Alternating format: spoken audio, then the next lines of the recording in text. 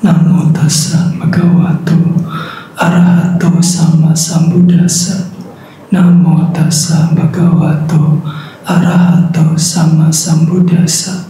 Namo tassa bhagavato arahato sama sambuddhassa. Ya, selamat malam, Namo Buddhaya. Namo Buddhaya.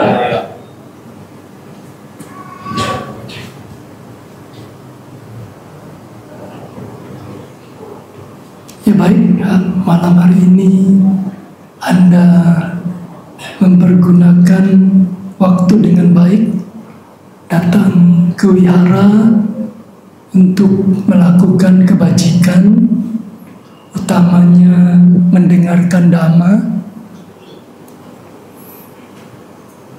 Ya, kita dengan mendengarkan Dhamma diharapkan menjadikan Dhamma sebagai patokan. Jangan mengikuti pikiran dan perasaan Anda. Kalau Anda melakukan sesuatu mengikuti pikiran dan perasaan Anda, itu cenderung keliru. Karena kita kebanyakan penuh dengan kilesa, penuh dengan pengotor batin. Karena itu mendengarkan Dhamma adalah tujuannya supaya kita punya pegangan dalam bertindak, berpikir, dan berucap. Jadi jangan mengikuti pikiran dan perasaan sendiri, itu cenderung keliru. Akan itu, mendapatkan kesempatan untuk mendengarkan Dhamma ini perlu diingat-ingat sehingga menjadikan Dhamma sebagai pegangan, patokan dalam berpikir, berucap, bertindak. Itu yang kita jadikan pegangan. Bapak, Ibu, Saudara-saudara, kita mendengarkan Dhamma tujuannya satu saja, tidak usah banyak-banyak. Ajaran Buddha hanya satu tujuannya, mengatasi noda. Karena noda ini yang menjadi penyebab seseorang mengapa dia menderita. Dan noda itu ada di dalam batin kita masing-masing. Jadi melalui panca indera kita, 6 indera kita melakukan, kita terjadi kontak atau persentuhan. Di situ berpotensi memunculkan noda. Karena itu noda ini yang perlu kita perhatikan. Noda ini yang menjadi perhatian utama kita dalam kehidupan sehari-hari. Karena noda ini yang menjadi penyebab kita menderita. Buddha memberikan petunjuk, 7 petunjuk cara untuk mengatasi noda. Dengan pandangan terang, yang kedua dengan pengendalian diri, kemudian yang ketiga adalah penggunaan bijaksana, penggunaan yang bijaksana, kemudian yang keempat adalah khanti. Apa artinya khanti? Apa artinya khanti? Mau menahan diri terhadap sesuatu utamanya yang tidak menyenangkan. Jadi kalau kita bisa menahan diri terhadap sesuatu yang tidak menyenangkan, maka kita bersikap khanti. Noda itu tidak berkembang. Kemudian yang kelima adalah penghapusan, penghindaran, yang keenam, dan yang ketujuh pengembangan. Itu cara cara untuk mengatasi noda batin yang menjadi penyebab penderitaan. Untuk malam hari ini kita akan yang ketiga, cara mengatasi noda batin dengan penggunaan yang bijaksana. Penggunaan yang bijaksana, penggunaan apa? Penggunaan 4 kebutuhan pokok. Jadi ini penting sekali karena setiap hari kita berurusan dengan 4 kebutuhan pokok. Tetapi kita mempergunakan tidak dengan bijaksana. Kita mempergunakan kebanyakan berdasarkan moha. 4 kebutuhan pokok sudah tahu ya. Kebutuhan primer. Kebutuhan apa lagi? Sekunder. Kebutuhan tersier. Sudah didapatkan dari SMP rasanya. Halo. Jadi kita mempergunakan kebutuhan prima, ini yang paling penting. Jadi kebutuhan prima ada 4. Apa saja? Apa saja kebutuhan prima? Makanan, terus apa? Pakaian, tempat tinggal, apa lagi tadi? Kurang 1. Obat-obatan. Ya. Jadi itu adalah 4 kebutuhan pokok. Jadi dalam kehidupan sehari-hari itu tidak bisa terhindarkan. Itu tidak bisa terhindarkan selama kita hidup, pasti mempergunakan 4 kebutuhan pokok ini. Tetapi problemnya adalah kita mempergunakan 4 kebutuhan pokok ini tidak secara bijaksana. Kita mempergunakan secara moha. Apa itu moha? Diartikan apa moha? Kebodohan, kegelapan batin, ketersesatan.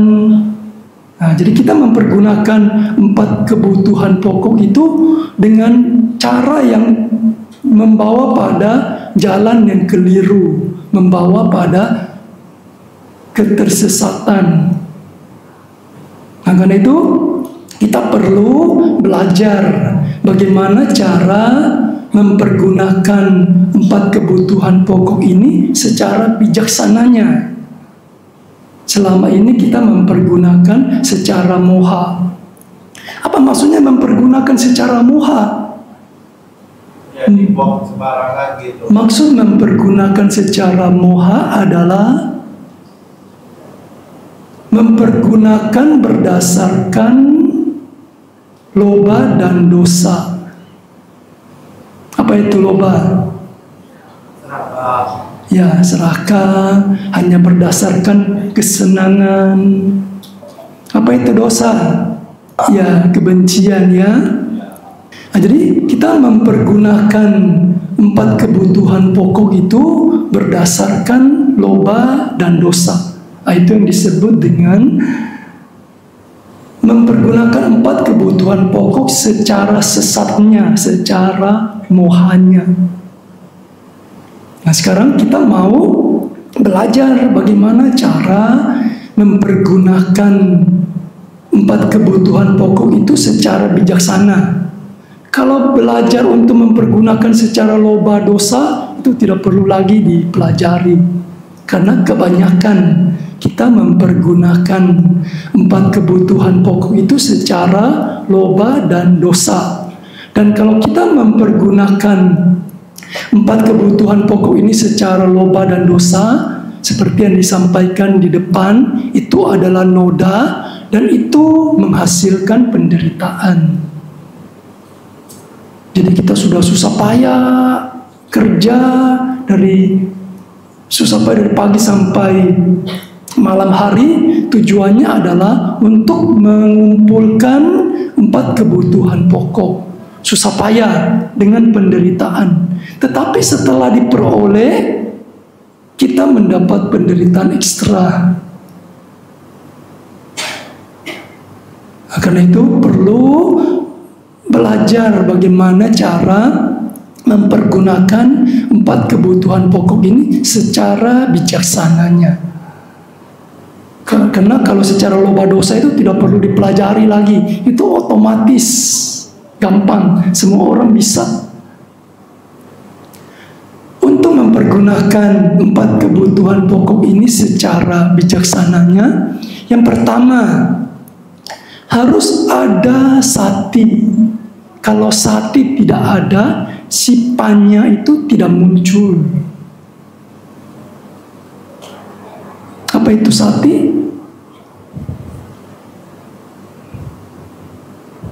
Apa itu sati? Sati artinya pengingatan atau ingat. Jadi kalian sering mendengar sati sampajana, ya kan, sering dengar kan? Nah, jadi sampajana itu tidak punya kekuatan, tidak bisa muncul kalau tidak ada sati.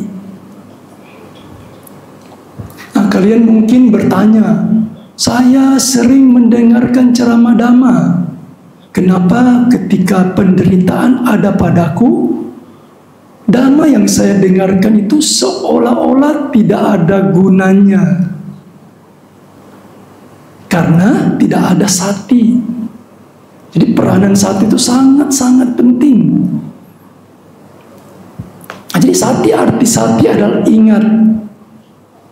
Ingat untuk apa? Ingat untuk memasukkan sampajana ketika kita kontak dengan 4 kebutuhan pokok. Itu artinya sati. Jadi selama ini kita mempergunakan 4 kebutuhan pokok, tidak ada satinya. Kalau satinya tidak ada, kebijaksanaannya tidak muncul. Demikian juga Anda sering mendengar dhamma, ketika mengalami penderitaan, dhammanya Anda tahu kemana. Gara-gara tidak ada satinya. Nah, karena itu ingat ya, sati. Sati ada aja, artinya adalah ingat. Ingat untuk apa? Ingat untuk memasukkan sampajana. Sampajana itu artinya panya atau kebijaksanaan. Sati adalah ingat. Ingat untuk apa? Ingat untuk memasukkan sampajana ketika kontak dengan 4 kebutuhan pokok. Nah, itu arti sati. Jadi kalau sati tidak ada, sampajananya lumpuh, kebijaksanaannya lumpuh. Nah, karena itu penting sekali kita memiliki sati, supaya ketika kita kontak dengan 4 kebutuhan pokok, sampajananya muncul. Dan ketika sampajananya muncul, penderitaannya hilang. Jadi kalau kita mempergunakan 4 kebutuhan pokok berdasarkan moha, penderitaan adalah hasilnya.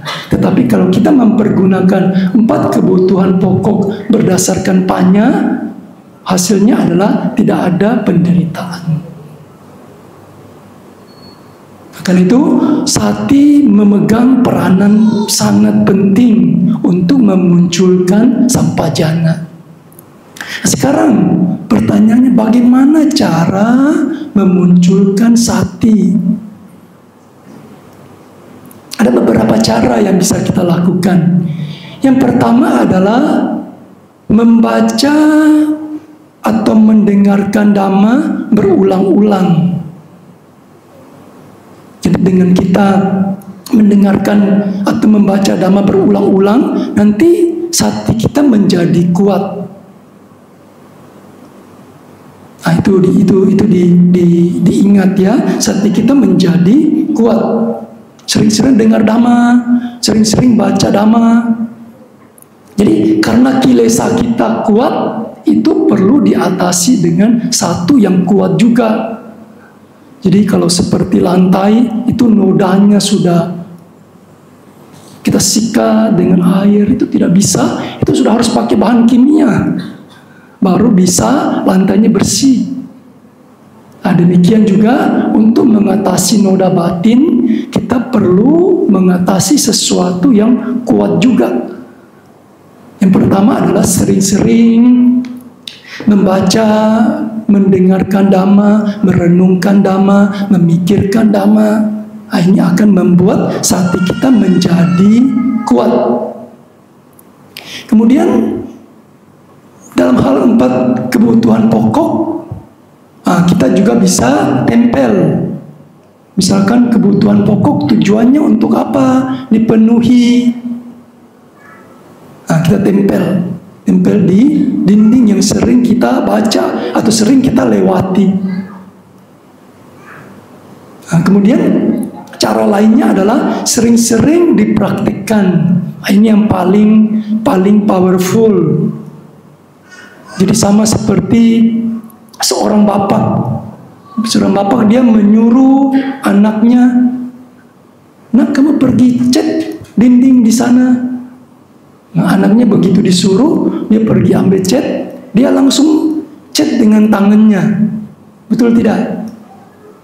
Dia langsung cat dengan tangannya dikasih masuk ke cat, dicat dengan tangannya. Betul atau tidak? Tidak. Dia yang dia lakukan apa?